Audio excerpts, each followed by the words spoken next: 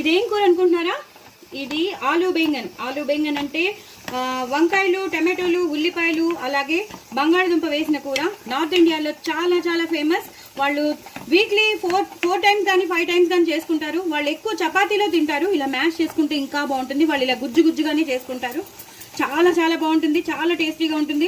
So వాళ్ళకి మాత్రం చాలా ఫేమస్ కర్రీ అండి. నార్త్ ఇండియాలో అయితే ఆలూ బెంగన్ చాలా ఫేమస్.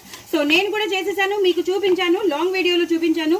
దయచేసి చూడండి. లాంగ్ వీడియోస్ ఎవ్వరు చూడట్లేదు, అసలు స్కిప్ కూడా కాదు కదా, అసలు ఏమీ చూడట్లేదు. ఎందుకో నాకు అర్థం కావట్లేదు. సో మేము చాలా కష్టపడి చేస్తామండి. కష్టపడి చేసినందుకు కనీసం ఫలితమైనా ఉండాలి కదా. సో తప్పకుండా చూడండి, నేను తెలుసుకోండి ఏమేం పౌడర్స్ వేసాను అన్ని తెలిసిపోతుంది. బట్ వెరీ వెరీ టేస్టీ అండి. చిన్న పిల్లలు పెద్దవాళ్ళు అందరూ ఇష్టపడతారు.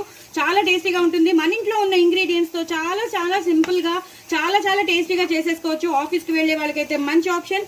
ఇలా చేసేసుకుని వాళ్ళు టిఫిన్ బాక్స్ లో కట్టేసుకుని తినేస్తే మాత్రం ఆడవాళ్ళు కానీ మగవాళ్ళకి కానీ చాలా టేస్టీగా తింటారు. చూసారు కదా, దీని కన్సిస్టెన్సీ చూసారు కదా, ఇలాగే ఉండాలండి.